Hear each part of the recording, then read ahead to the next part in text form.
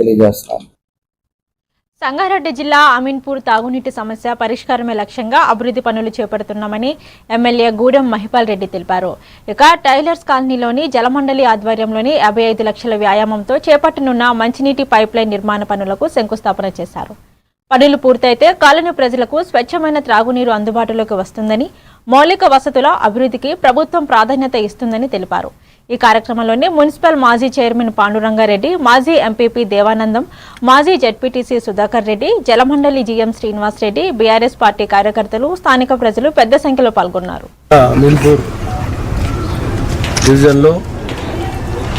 ఈరోజు టైలర్ కాలనీలో 55 లక్షలతోటి water pipe line start చేయడం జరిగింది. ఈ కార్యక్రమంలో మాజీ మున్సిపల్ చైర్మన్ మన పాండురంగారెడ్డి గారు, కౌన్సిలర్లు, కాలనీ వాసులు, పత్రికా సోదరులు అందరికీ ధన్యవాదాలు.